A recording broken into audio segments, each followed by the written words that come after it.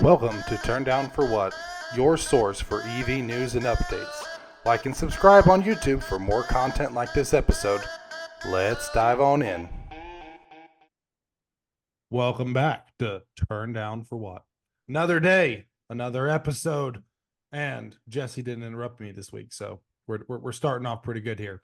Today we have the crew as always: Chris Bowe, Jesse Hensley, but also we have the privilege of bringing back on Sergio. How's it going, Sergio? Going pretty good. How are you fellas doing today?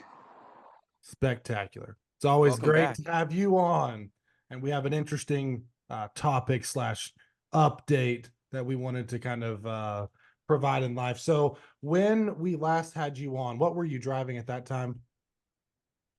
I still have all of my same cars. So I still have the two Mach-E's. I have a Ford Lightning, got a Model 3. Yeah. So nothing's really changed. But Well, since then, you obtained an additional vehicle. Is that correct? yes, sir. Yes, sir. I did. Tell us a little bit more about this acquisition. The Fisker Ocean, Yeah, I believed. Was that Yeah. was that the it's a little bit bigger than the Fisker Ocean, little bit bigger. I got a 2024 Cybertruck, all-wheel drive, dual motor, foundation edition. But yeah, just a little addition to the fleet. When did you Congratulations. When did you actually get that in? I got it on, was it March 30th? So I announced it that I got it on April 1st because I knew everybody was going to think it was an April Fool's joke. So April 1st, I let everybody know I had a truck. Well played as usual. One of my first businesses I launched, I opened on April 1st, and everybody thought it was a joke. And I was like, well, it's not, but you know. But yeah, so you've now been driving the Cybertruck for 3 weeks. Give us some impressions on that experience. So I'm absolutely impressed with the adjustable suspension on this beast. I could tell you that just cruising down the road, if I want to be in sport mode, I can have that sucker lower so it's more, it's stiff, it's grounded, it's connected to the road. I could put it in comfort mode where I'm just cruising and it's nice and floaty and comfortable, feels like a car ride. Or I could raise it up high and make it feel like a real truck where it's nice and bouncy and just feels like a truck. But it's pretty cool as far as the modes in order to have it be so many different vehicles all in one. Yeah. When you're driving it, are you able to change as you're driving? So if you're going down the freeway, you get off and you go into a canyon, can you lower the truck or do you have to stop in order to change the suspension? So my experience has been I have to stop in order to change my suspension. So I've tried to change from comfort and everything else while I'm driving. I could change those, but as far as height, it doesn't let me do it while I'm in motion. Okay. But it does change pretty quick. So though, if you get off the freeway and then you're stopped, does it just take a few seconds or do you have to put it in park? What does that look like? Oh, as soon as you're stopped, like once you're at a stop sign or a stoplight and you hit that button real quick, it's gonna raise up. It's gonna go to where you need it to be, and you just keep going. So it's pretty quick. It's not much effort to get that done. Awesome. I saw you posted you had a little bit of an adventure recently with your Cybertruck that one of those things that was out there floating, but I hadn't known anybody personally to experience it. You want to tell us like how that came about and how you handled it? Alien technology indeed. You said floating. Are you talking about my pedal? Yeah. And maybe how your truck recognized your attire at the time and rebelled against you. Like tell us that story. So yes. So I was wearing my Ford hat, big old Ford hat that I had gotten from Ford merchandising, and I jumped in a Cybertruck. Was out having a wonderful day, doing some fun stuff, and I think the truck interior camera saw that Ford, and as I hit the accelerator to take off from the light, the accelerator got pinned underneath the trim piece, and it just slid forward. It was weird because it felt like, if you ever stepped on paper when it's on carpet and it just slides a little bit, it did that and just wedged itself in between the trim piece. So I immediately slammed on the brakes, which deactivated the acceleration immediately. So there wasn't that fear of I'm gonna go barreling into a building up ahead. It's like as soon as I touched the accelerator, the brake pedal, it canceled out the acceleration. So I hit the brake pedal, slowed down, and then just pulled over and showed a video of how it was actually wedged in between the trim, so people could see what that recall is about and why they're adding the rivets in order to keep the pedal from sliding forward and getting underneath that trim. I think there should be a special rivet edition for those who have actually had it happen. Like maybe it's bedazzled or something, something a little extra, right? To be like, not only did I get the recall, but like I survived the recall. I almost died in my Cybertruck. And is yours the tri-motor beast, Sergio, No, or do you have the dual motor? I just have the dual motor. I called it a beast earlier because I feel like this thing's just beastly driving it. But I have a dual motor, all-wheel drive. I do have the beast on order. I haven't gotten my VIN number yet. I configured both of them the same day, ordered them like literally right back to back. So I figure it's a matter of time before that beast comes, that VIN pops up. And Jesse, do you still have yours? Have you heard anything about like Sergio's going to get 2 Cybertrucks before Tennessee gets one? What's your update, Jesse? No. Tennessee already has some. So I do know that there has been some in Nashville. I believe one was gave in Knoxville the other day. But none of these are the Cyber Beast. I looked the other day, I'm still looking at the same screen that says as soon as you need to move forward, we will let you know. So I have not received my VIN yet. I'm hoping soon. From what I've been told and what I've researched, you're probably looking at June or July before the Beast will be available. More than likely, I'm hoping since they're allowing these to go out, then we would kind of get that. Now, my order number, when I like you probably, I was 6 minutes in when I had my order. If you did their calculations early on, I had a number that was around 10,000. So that's when I thought I would have about the 10,000th truck. Now, a lot of people may have already said, I don't want mine or anything. And this recall actually showed how many numbers of Cybertrucks are out there. So right now, from what that information, you're looking at about 4,500 Cybertrucks have been delivered. So I think I'm getting awful close to not only my original number, but then the other thing is how many people in that first 10,000 decided to go with the beast mode. So I really feel like once they start producing that truck, I should have mine within a month. I think that there's 2 things in play. You might be number 10,000, but one, the pricing changed so dramatically that I'm sure a lot of people, just like the Ford Pro, a lot of people were signing on to, what was the original price? 39,000. Yeah, 39 is what I signed up for. I'm not going Sergio spec, just like the Lightning. I've got my spec is a little bit lower. So I was going for the 40,000 single motor, which is maybe 2025 if ever. Yes. And so that's the thing is, a lot of people would probably sign up for that. And a lot of the instant holders would probably want that. And they're not doing that until next year. So I bet you a lot of those are bumping to the single motor when it becomes available next year. But they're doing all-wheel motor a lot, is what you're seeing. Most of the deliveries are, and you're starting to see You're starting to see some Cyber Beast, I guess, in a couple spots. But I think the Cyber Beast is the next phase, and so I think when it comes to rollouts, a lot of the all-wheel drive have received it, but I've not seen, from what I've seen through the social channels and stuff, I've not seen a lot of Cyber Beasts delivered. And so I think that's something that whole entire curve is going to be taking place. But I think if you're 10,000 in the list, you probably lost at least 3,000 orders and just the price change alone, and or the next year model. If not, if it was me, I would imagine over half would be wanting that single motor option and waiting until next year. But then there's those people like us that are buying the Cyber Beast and the all-wheel drive that are still part of that order bank. But I'm imagining you're probably not too far out. It's just a matter of when they actually drop the Cyber Beast. Yeah. So Sergio, what did that look like when it came time? Did you just wake up and there was an email notification? Like what's that? You get your VIN number. Kind of walk us through what happens and how many days between each, and what's that look like when Jesse finally gets his time, right? What's he gonna see?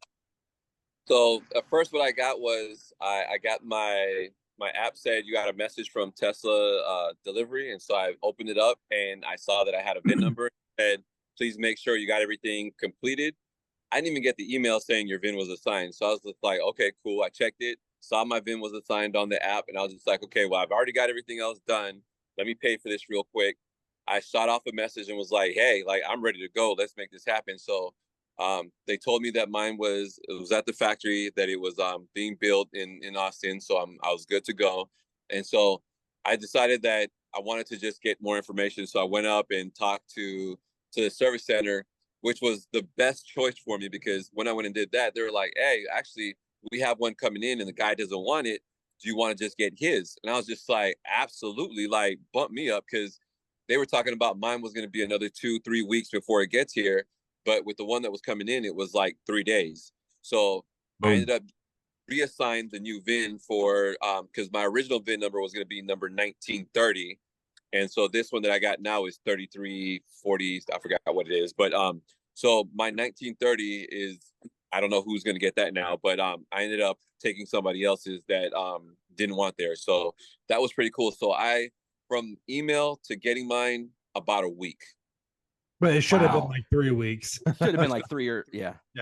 But that's where communication matters, and making sure you talk to your service center. I could tell you that the guys over at Seaside, Monterey, Ulysses, Wyatt, that whole team over there, they made it happen, man. They just going over there, talking to them, making sure that I got everything that I was looking for, what I wanted, making sure that they were flexible on my delivery. I mean, they made it happen. Yeah, and I mean, I think with our Ford experience, I don't know, Chris, I don't know if we've discussed this, but me and Jesse spent a significant amount of our initial parts of our discussions together nerding out over Ford data that was coming in for our truck orders, because you place the order. I mean, I placed my order, let's go back to 22.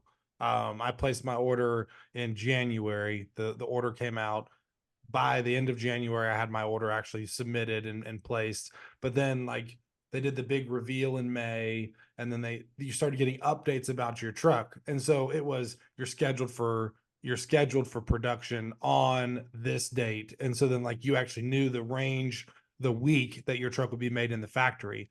Jesse got the luxury of actually getting a baby photo of his truck. A lot of people got baby photos of their truck. I never got a baby photo. Ford, I'm upset about that, but I got a baby. Jesse got a baby photo of his truck rolling off the line, all glossy and sexy, and we were all like, "Oh, it's one of the Lightnings!" And but then we got notification of when it was shipped, and we got the information on the rail car it was on. So I was messaging Jesse every 6 hours and be like, "Your vehicle just went through Toledo, Ohio. It's on its way." And then it came down through West Virginia and over to Virginia. Yeah, he was way more excited than I was. Oh, we were nerding out. My truck was 2 days ahead of his, and they arrived on the lot like the same day, basically, because I guess with trucking coming in. But then they arrived. Then I knew the moment that it arrived at the North Carolina rail yard. And then I knew any day that it would show up. And so every day, like twice a day, I was driving through my dealership lot waiting for the truck to show up. And it was one of those things that like it was really detailed from order, especially once it began production, to kind of get updates throughout the whole process. With Tesla, I'm sure it's probably much more simplified, but is there any further updates outside of just, it's here's your VIN number and it's on its way? Yeah, well, I mean, you got the chat feature to be able to reach out to your team. So as soon as they have your delivery, like you got your VIN, you start shooting messages, it's going to go to your service, the location that's going to service you. So you're going to connect with that team. So it's not going to just a bubble and a customer service bubble. It's actually going to where your vehicle is going to be delivered, and they could pull up the information, get you those numbers. But you're right. I did the same thing with my Ford, and I knew what train it was on. I knew where it was at all. I got mine in June of 2022. So, and I did get the little baby photo. So I was all geeked out about that as well. Yep. But yeah, it's a different setup. You know that it's coming, but you just don't have much details besides I got a VIN, now the waiting moment. But like I said, communication, getting to know your service center, you can be right in the mix. They'll tell you exactly what part and what's going on with it. Jesse, we need to go flirt with your service center and see if they can switch VIN numbers with any other cyber beasts that are coming in sooner. Yeah, if there is another one coming in Knoxville anytime soon, I honestly think I'm probably going to be one of the higher numbers when it comes in, so or earlier numbers. So I'm For the hoping Cyber in Beast, the I next bet you in month or this two we find region, out. I bet you for the Cyber Beast in this region, you'll be one of the first. Yep. We actually saw one. We had a trip to Nashville. Two. We saw two on the road, but I've seen one driving around locally in like our East Tennessee area. But I guarantee it's an all-wheel drive. I've had a couple people in my network send me the photo, like, look, it's an electric vehicle. I'm like, thanks, guys, appreciate it. So what are you going to do to your truck? People have to geek out when they see an electric vehicle. But yeah, anyways. Any yeah, so- PPE, or are you going to wrap that thing? What are you going to do with it? Is it just going to stay like it is? Absolutely not going to stay the way it is, because I can tell you right now, both fingerprints are absolutely annoying.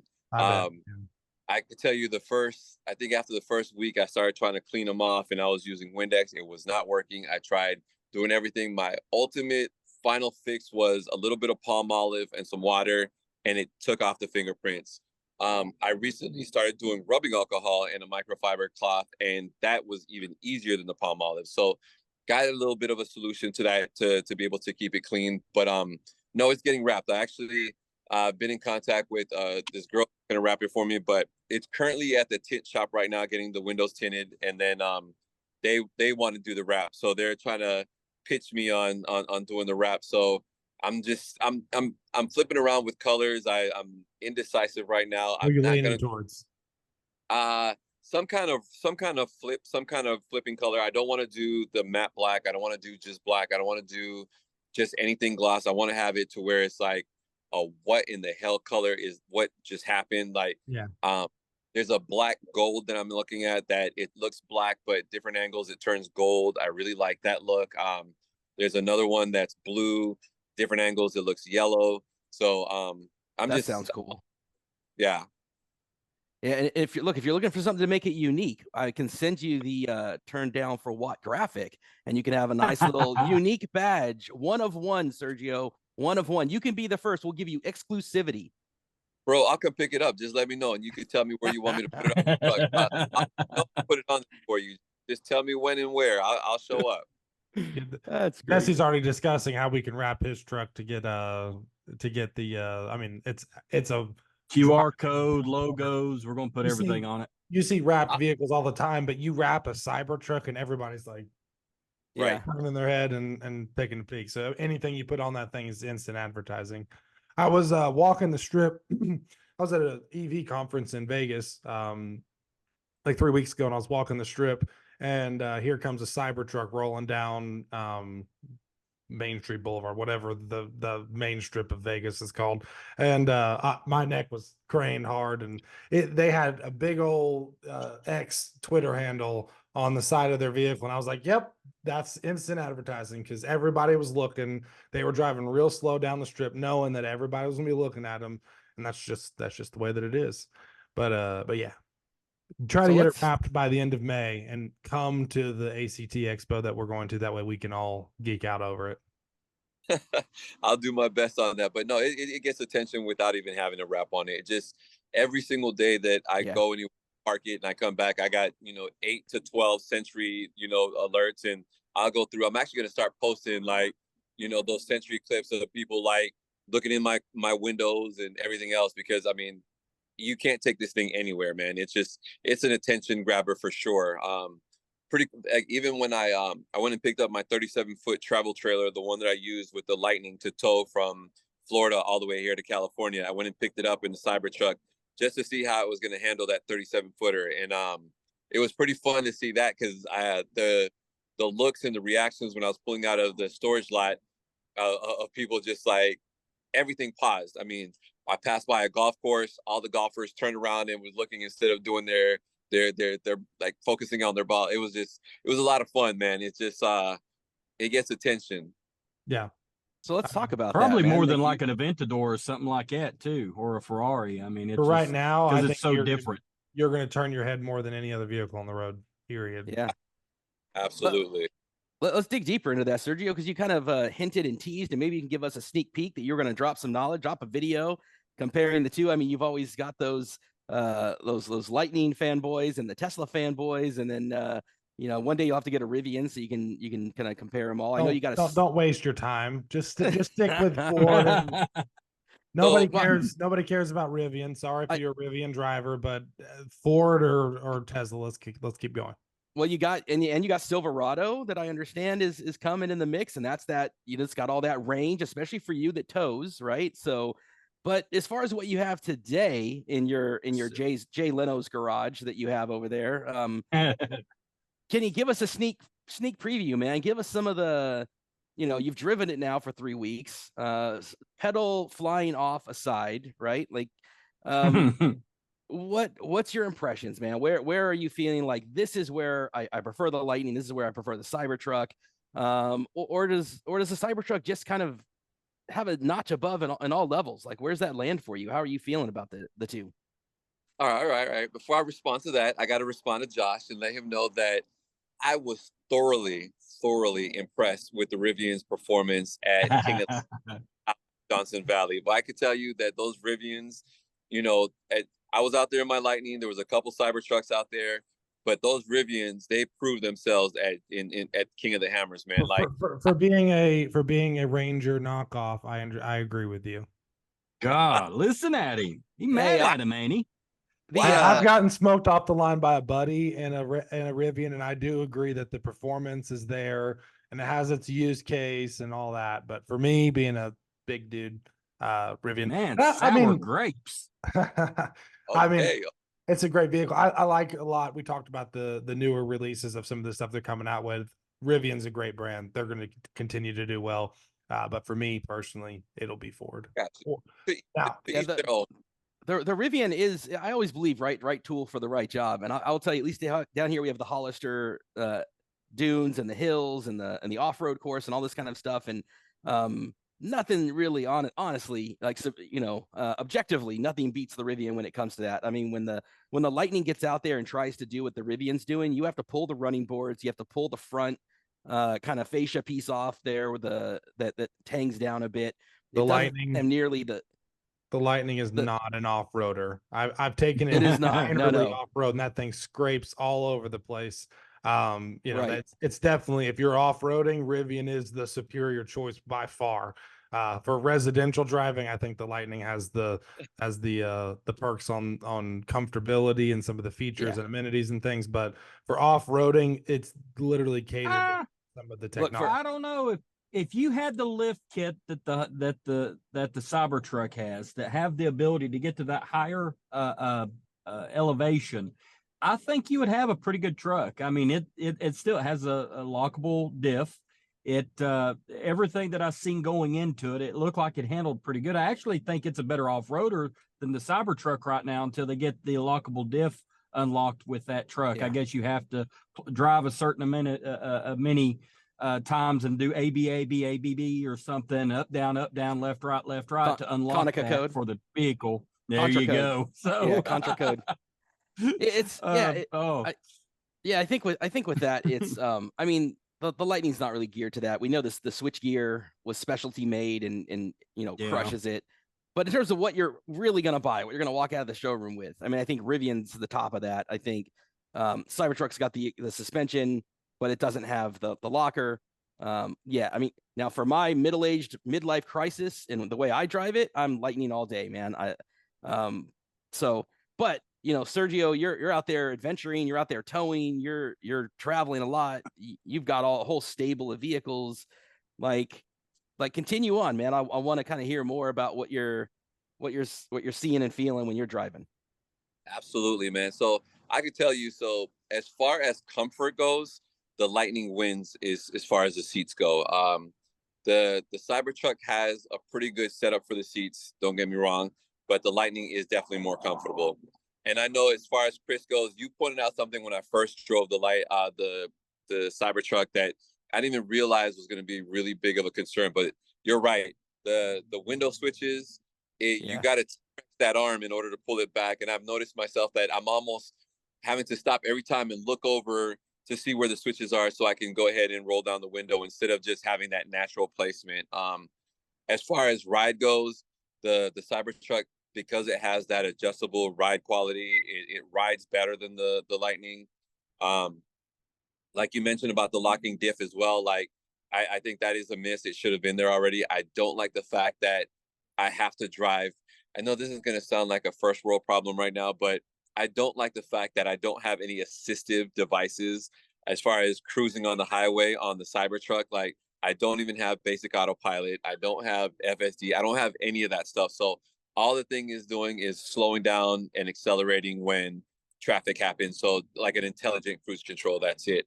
So to me, that's also one of the things where I'm just like, okay, I would rather drive the truck if I'm going the Lightning before I drive the Cybertruck, because I physically have to drive, which now that I've gotten spoiled with all this new tech, it's like I like having the comfort of some kind of assistive when I'm on the highway. I can tell you as far as towing goes, the Lightning has been much more planted with that 37-foot trailer than the Cybertruck was.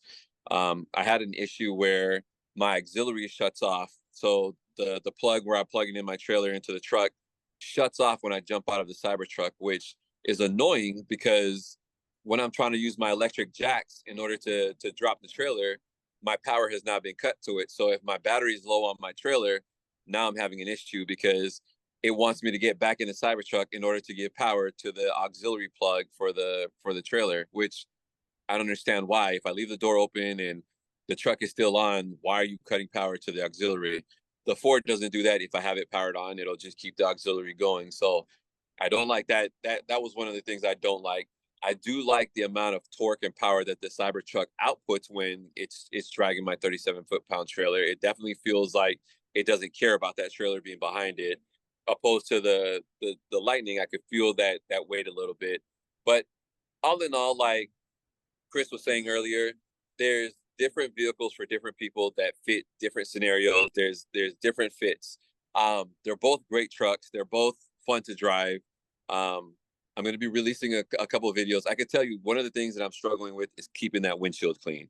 The interior windshield of that Cybertruck, when I tell you I've gotten cramps in my arm in different places trying to reach that bottom part of that windshield, has been, I think, the hardest struggle. One of my biggest, like, grinds my gears moments where I can't get that dang thing clean and it's driving me crazy.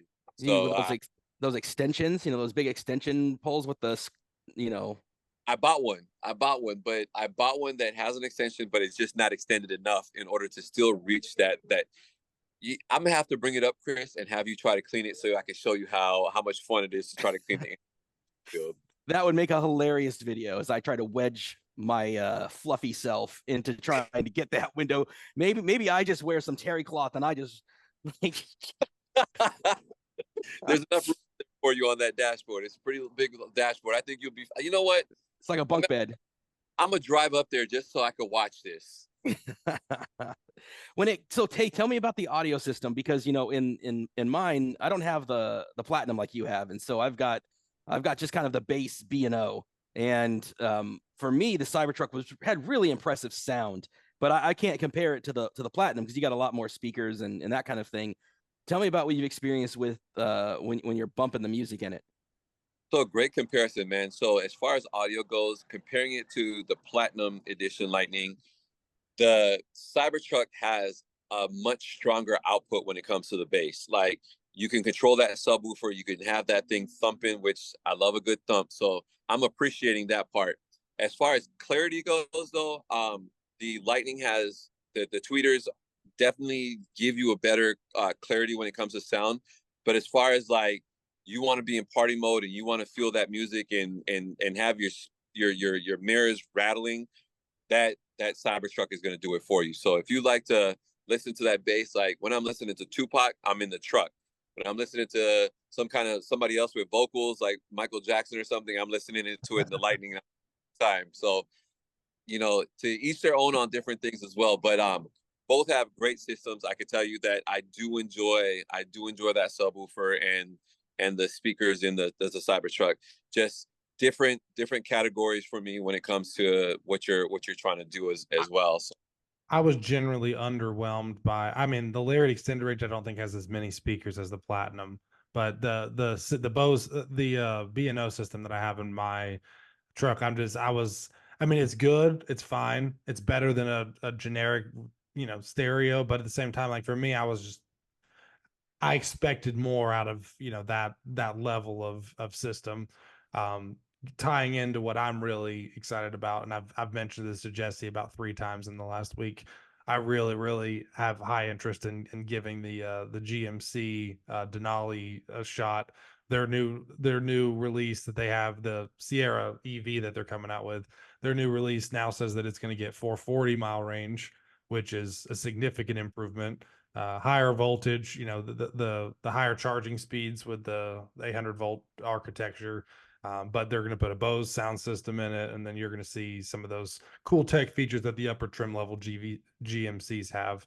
And so that's something that's going to have the crab walk and some of those cool things that that are featured. You're muted, Jesse, so if you're trying to make fun of me, this doesn't count. But yeah, that's something that that's something that for me, I think that one hits a lot of the checkpoints, because my biggest beef, and I've said this before, my biggest beef with the Lightning is more range, faster charging speeds, and I mean the minor little tweaks like the sound system and things like that. But I feel like the GMC is going to hit all of that when it drops this year. So, and that's basically just a fancy boy Silverado, isn't that right? Aren't they the same platform? Silverado. Right. It is. Yeah. Same. But Josh, so I had a 2022, the F-150 Lariat extended range. That's what my first one was that I got in June of 22. And you're right, when it comes to the speakers in that, I was expecting more. It was underwhelming. But that was one of the reasons why when I jumped into a Platinum and I turned on that system and I heard it, I was just like, I'm trading in my Lariat. So that was one of the main reasons why I got rid of my Lariat and jumped in and traded it, because I got my Platinum in October of 22. So I only had my Lariat for a few months, and then I traded it in and got that Platinum. So that sound system is significantly better on the Platinum. Gotcha. Yeah, I mean, when I turned on the system for the first time, I was just like, it's good, but like not what I was expecting. And debating when you're ordering and it's never been released and there's no reviews, debating whether or not to spend $12,000 more for massage seats, less range, and a better sound system. I was like, I'm just gonna stick with the Lariat. But now you can buy a Platinum for the same cost I paid for my Lariat. Yeah. So that's something that objectively, but it still advertises less range. But the massage seats didn't matter, but the speaker system, that's something. I mean, I love a good system in a vehicle, and that was underwhelming. So something I definitely look forward to in an upgrade, whether that's to a Platinum or to the GMC. Right, I couldn't justify that extra 10,000 either, and so that's why when I ordered my Lariat extended, I was just like, I mean, I could have just went straight to the Platinum, but I was just like, what am I getting? What are you really offering me that this Lariat? I was like, this like it's going to be the better setup. It's just going to be everything. Like I don't need all the foo wheels. Like I didn't need all that stuff. I could tell you, I have Lariat wheels for my Platinum, and I prefer those over the Platinum 22s as well. It's a better ride. So but once I got the Platinum, I was just like, okay, so the sound system, to me, it was worth it. The massaging seats, I could tell you, on a road trip, on Blue Cruise, life-changing. Yeah, I'll be falling asleep behind the wheel. Hey, do they got massaging seats in the Tesla? I don't think they do they? No, they don't. One thing I didn't realize that it had, and I found out after the first week, is it has ventilated seats. I thought it was just heated, but yeah, that the ventilated heated seats on the Cybertruck actually work really well. The Lightning gets a bit hotter as far as the heated seats. Them things get hot. The Cybertruck not as hot. But as far as it goes, man, they're very comparable. They're very comparable. One question I have is, with your Cybertruck, you got a Foundation series. Does that not include full self-driving? Supposed to, but no Cybertruck right now has that capability, because they're waiting for some kind of update. There was something that was going on with it, so where it's going to activate at some point, just not yet. Yes. Gotcha. Okay. I was like, I felt like the Foundation series included that capability as part of like that package. Yeah, and what else? Now, what else comes with it? Do you get the light bar, or is that only the Cyber Beast? Something gets the light bar and the home backup system and all that. So I get a light bar as well as, but because there's a recall on that as well, they didn't give me that light bar. There's the recall on the hubcaps as well, so they didn't give me those as well. So they said both of those two things on my order that I'll eventually get them when they get to it. So I'll get a light bar. I mean, there's the setup for it up there. I'll get that, and then the home charging system. I didn't. My home I already have all my setup, so I opted for the 6 months of free supercharging, which Oh, is cool. great. So I'm using my Cybertruck to charge up all my, Power. Yeah. because I go charge it for free, and then I bring home all the juice and share it with all the Fords and the other Teslas. So it works out great. Yeah, Yeah, I mean, and you can just wear the crap out of that. Tesla's going to have spent like $30,000 on power costs for you. Yeah, and for those who didn't listen to our previous episode with Sergio, as I always say, shame on you. But go I back will and link it listen. at the end of this video. I will link it so Yes. you can go back and watch that episode. Yeah, because Sergio shares a story about how he charges up his Lightning and then goes back and charges his stable of vehicles off the Lightning, getting some really good electric rates down there in Monterey. But now, I mean, even better than the Monterey airport is free for 6 months. So you really got to use the heck out of that, man. And Yeah. I'll share those because I'm telling you right now, it's going to be sharing with the Lightning. It's going to be sharing with the Mach-E's and itself. I'm going to be at the supercharger regularly. Yeah, that is a lot of fun, man. That is awesome. How long does it take you to charge at a supercharger? I know I've heard the numbers up and down across the way. What is your experience with it? So I can tell you right now, the charging curve on it is worse than the Lightning. My experience, I sat there for a whole hour charging it from 10%, and I got from 10% for a whole hour. I think I got to like 80%. It was I'm going to share photos of it, but the curve is just it starts off nice and strong because it's like preconditioning, and then it just starts to drop, and it drops for so quick that you're like at 100 and under 100 by the time you get to 50%. And in a lot of the cases where I've been charging, it's just not. It probably would take me about an hour and a half to get that thing fully charged up. Opposed to with Lightning, I was able to get a pretty significant. I mean, I held like 171 for over 30 minutes when I was charging out there at an FPL station in Florida with the Lightning. But the Cybertruck just isn't doing that for me right now. I'm not sure. I know that there were updates for it, but it's just not. It's not giving me a good curve right now. What's the highest peak that you see on the initial charge?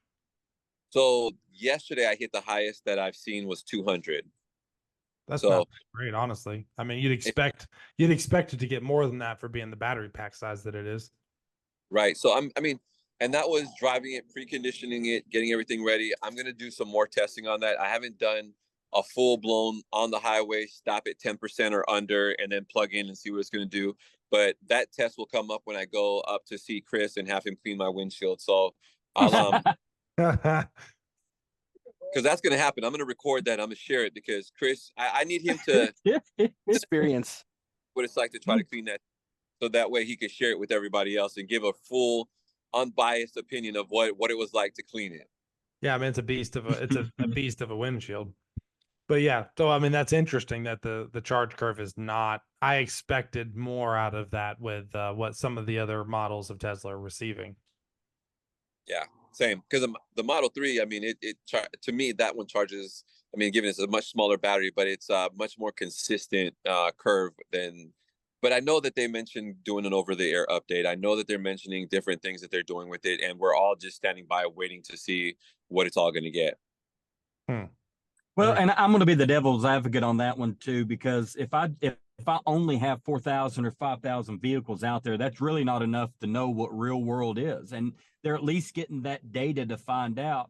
So my guess is they've learned from the other vehicles, not just to go out there and turn everything up on high and see what happens and see where it breaks. So I'm hoping this is just them being very cautious as they roll that out into a different architecture, since there is so many different things that vehicle does. So hopefully. Maybe that's a good way to look at it as well. I mean, I'm okay with it. I mean, I tell people all the time, as an early adopter, I expect certain quirks. I expect certain things. Like, if you're going to be first when it comes to these vehicles, you can't sit there, be closed-minded and be like, oh, it's horrible.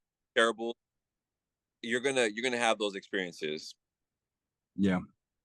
Yeah, I think we all kind of understood what we were getting ourselves into with this stuff, and we've all had our little quirks and demons and things that have occurred, and I think that's part of the adventure of being that early adopter and getting to experience these things. And as long as you know that going into it, then you're fine. But if you're naive to that, you're going to get shocked and surprised. And so I think that's just kind of where the differences lie. Is and Tesla is really good, to their credit, about when you bring something in, they're giving you a Tesla loaner to take back out with you, and that's really nice. Looks like we lost. Did we lose? We lose Josh and Sergio. What happened? Oh no. Well, I guess it's just me and you, Jesse. Hopefully it's still recording. It says Yeah. record on it. Oh, well. Hopefully, and while we're waiting to see if they pop back on, I'll just kind of just some other news to share. Over the weekend, I had the opportunity to go and see the R2 down here in San Jose. Rivian came and they had the R2, the R3, and then they were doing test drives of the R1S. How and come they had you an get R1. all the cool stuff? That's not even fair. It's California, man. It's just part of the California deal, I guess. And we need to talk to these people and tell them to give some love. I didn't have to be in Johnson City for Pete's sake, but come to like Nashville so I can go see these things. How far is Atlanta? I think the next stop is Atlanta. Now, here's the thing. Listen at him bad mouthing him, and now he wants to see him. That doesn't work out that way. Hey, I will trash talk a Rivian for my personal use case, but I did say that Rivian has its place. But would I like to go see the R2 and the R3? Yes, I would go see the R2 and R3. I just want to see back, Josh. Sergio. Hey, welcome back, Sergio. We were just filling some airtime with the R2 and R3 being down in San Jose, and I would love to see Josh get inside of the R3 because that would be quite a.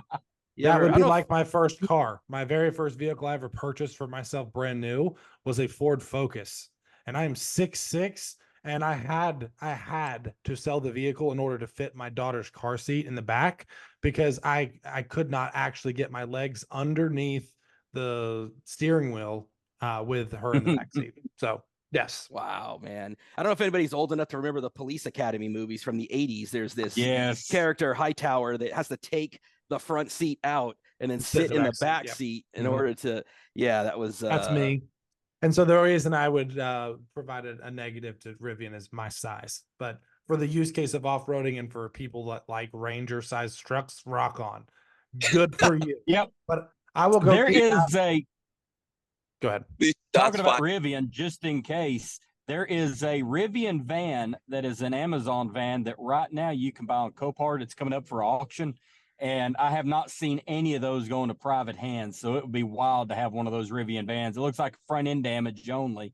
It looks repairable. And actually, locally, there is a company that we work with that repairs that particular van. So I saw that on there and I'm like, I'm wondering what that's going to go up to. We need to get Martin back on here to rebuild it for us. Yes. Yeah. Could you imagine taking one of those Rivian vans and turning it into an Overlander? One of those Overlanders? That would be fantastic. That'd be pretty cool. Yeah, that'll be fun to see what Rivian, if they can, because they're starting to sell it now outside of Amazon. So I know I've they are. Okay. I didn't know that. Yeah. I've done opened it up to the general public. I mean, for I think other providers to use. Yeah, I think there's a minimum purchase they're looking for out of it because I did a little bit of poking and prodding to see if FedEx was looking into any of them. And at least with the contacts I had, there was some, because a lot of our drivers are contractors and they're buying one at a time, two at a time. I don't know what their numbers are, but there seemed to be not any movement towards that yet. But I'd love to see some FedEx vehicles be those Rivians. And then the last time I heard they do really well. The last time we took a trip to Nashville, we were blown away by the amount of random vehicles we saw on the road. I don't know if we've mentioned this, but Jesse and I were driving. We saw 2 Cybertrucks, which, in our area, that's very rare. I'm sure out there in California with y'all, you see like 4 a day or whatever. But 3 or 4 Fords. We saw Sergio sees one every day, but see one every day. But yeah, out here on the road, shockingly, I've only seen 2 other ones, and we've only had like maybe 5 deliveries of them over by the peninsula. So there's not a lot of them. So we saw 2 Cybertrucks on the road. We saw like 4 Amazon delivery vans, which was like I had not seen a Rivian van, and I saw 3 on a truck and 2 actually delivering packages, and I was like, this is insane. But then we saw what was that one that we saw Jesse at the charging station? The BMW, we saw the let's see, multiple Kias. We saw just about everything. Yeah, Everything except your exotics. There were several things we had never seen before. That was pretty cool. But anyways, Speaking of exotics, when are you going to get a what is it? Starts with an R. a Rimac, Sports car. Rimac. That's what you need to get next, Sergio's a Rimac. just bump the budget up by 2 million, and you'll be fine. Yeah, that's a end up being single and losing my family kind of vehicle right there. Hey, but you can speed your way on up here, and we'll be your family, buddy. Yeah. It's a stretch. I got the Silverado is already built. I got a Silverado RST that's already built that should be here pretty soon, and that one was a lot of negotiations to get the clearance for that one. But Let me ask a question: how you're getting 2? Are you keeping both Cybertrucks? Or are you going to sell the one when the other one comes in? I don't know yet. I'm very weird when it comes to vehicles. I don't know yet. Like because you have 2 Mach-E's, a Tesla, a Lightning, and you're gonna have 2 Cybertrucks and a Silverado. Yeah, and the little Kia Niro that's still around too. But yeah, rock on, buddy. Good for you. Yeah, I respect the heck out of that. I like to test out, man. I like to have the ability to say I know what I'm talking about when I talk to people, and so it's like having these opportunities to get them. I mean, more than likely, I mean, when I first bought a Model X, it was a regular 100D, and I enjoyed it. But then once I bought a Performance X, I was just like, okay, the 100D has to go because why do I need it once I got the Performance? So that same thing might happen once I get the Cyber Beast. But for now, I'm just enjoying it, man. Heck Now yeah. is your Model 3 a performance? I can't recall.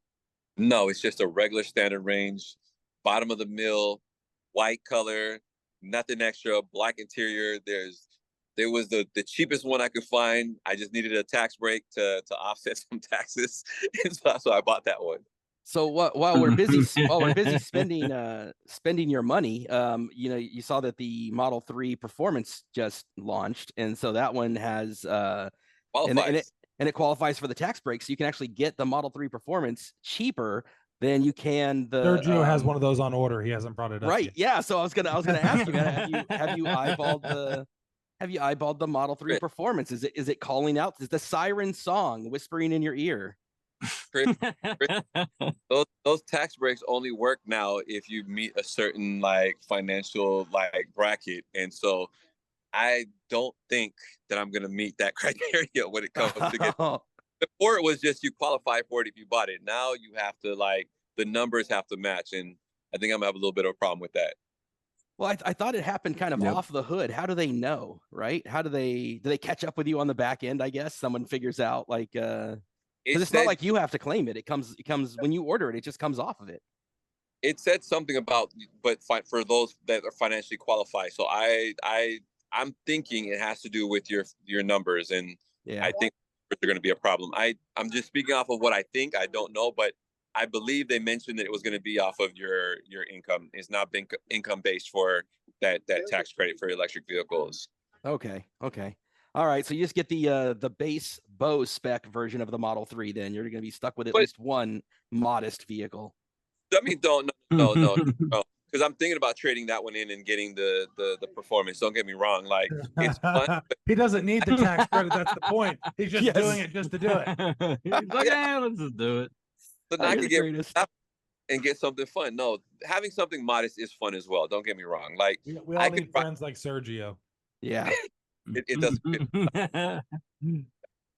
It's fun. It's fun. I love cars. I love vehicles. I mean, I could tell people, I could talk about electric vehicles all day. I went to an event this weekend and I brought the Cybertruck and the Mach-E, and just the amount of excitement people were having towards both of them. It was just, it's fun to share all the information that a lot of people don't understand.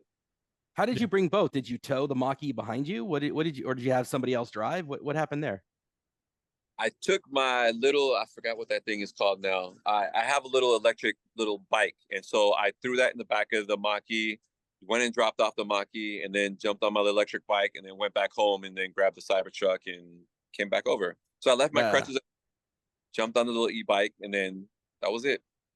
That's awesome, man. And do you want to, before we wrap up, you want to shout out your Tesla Owners Club Monterey, and what have you guys been doing, and how's that been going for you?